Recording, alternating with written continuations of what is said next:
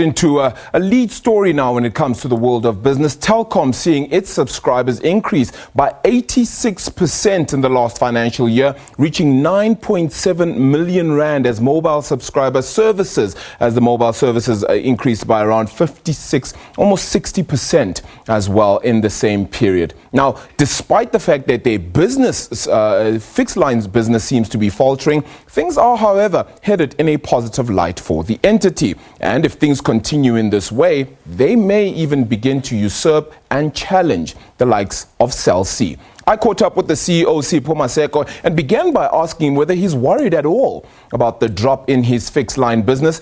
Here's what he had to say. Well, not exactly, actually, because what we're seeing is that there's a natural technology transition. We're transitioning from old technology, which is copper-based, to newer technologies, which is a combination of fiber and wireless high-speed broadband, which is popularly known as LTE. So if you look at our numbers, actually, we now have more LTE subscribers who are using broadband than we've ever had on copper services at our peak. All right. So I'm really not worried about that. What I am worried about is whether we are able to keep up with the demand for broadband services. So how are you dealing with it then? How are you perhaps trying to mitigate that risk as it becomes an essential part of your business? So what we're doing is that we have taken a deliberate and a conscious approach to start sterilizing the old technology. Obviously, you must do it on a phased basis. So we're taking out the copper business. Where appropriate, we're putting in fiber. Or where appropriate, we're putting in fixed lookalike, which is essentially 4G that people use with sort of small routers to be able to get broadband connectivity. And the reason why we take both is that the ability to deploy and the speed of deployment is dependent on whether there's existing infrastructure or not, etc. So for me, actually, I think that sort of transition will probably happen over the next sort of 12 to 24 months. Are you finding that you've had to do it through some sort of a acquisitive nature, in terms of purchasing a whole lot more, or are you perhaps refurbishing and reusing the technology and the infrastructure you currently have in order to bolster and boost your current infrastructure?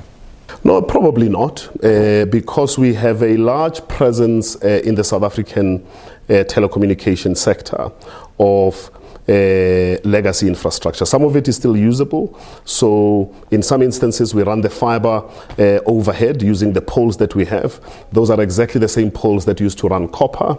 In some instances, we use ducts, which is sort of underground. But some of these ducts may have been deployed sort of 10 years ago, 20 years ago. So we kind of need to clean them up a little bit. Some of them, we may never have been in there. You find all sorts of very interesting things inside the manhole. So I think less acquisitive, but more disciplined project execution. Well, spectrum is obviously a big deal, not just for yourselves, but clearly across the industry then as a whole, yeah? So how then do you plan to perhaps tackle that? Have you worked on how that affects your business? And have you had communication even with the government as well with regards to the rollout of that, and how is it affecting your business at present? Sure, spectrum is very important. And I think one of the things we've been saying with regards to our approach with spectrum is that have the end goal in mind, all right? How will this country look like by 2030?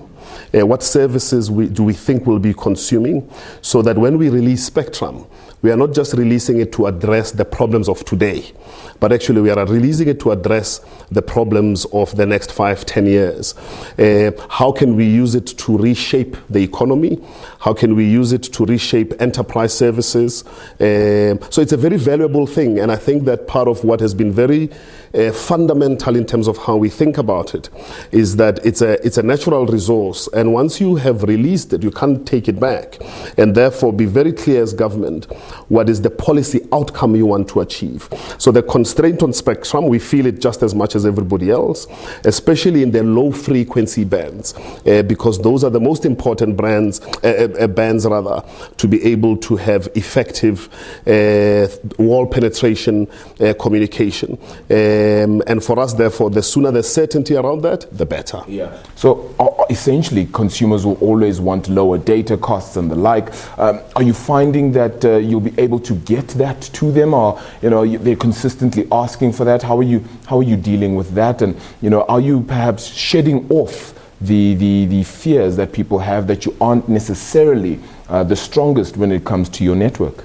So two things we have done. The first one is that we have penned an agreement with Vodacom, which is a national roaming agreement. So we now would have access to the entire Vodacom network of towers and masts, which will give us a national footprint. So that's the first thing. The second thing is that insofar as costs are concerned, we try by all means to really drive our own efficiencies. In essence, what customers are saying is that they're not willing to pay for the inefficiencies that we have. And we therefore need to find very, very innovative ways and means to ensure that we are as efficient as we can be. We don't absorb inflation into our ecosystem. So in fact, we have to push deflation into the supply chain. We think we are the most competitive. We think we are the most competitive. And I think the more we talk about cheap data costs, lower data costs, I think we must think about the totality of the ecosystem. Devices remain very expensive, and that's one of the most important barriers to be part of the digital world. So how can we get devices to be a lot lower? Content itself actually becomes quite expensive. So how do we address the access issue beyond just data costs as well? And how do we start thinking about the right price levels for what I would call socially good services? So people who, education content, that must be accessed almost at zero cost, or health content, or if you want to apply for an ID, those services that have a social positive effect on citizens. In our view, those should be addressed a lot more efficiently. And then there's other things which, you and I, if somebody takes a picture of their food, I think they should pay for it, Well, the JSE has also requested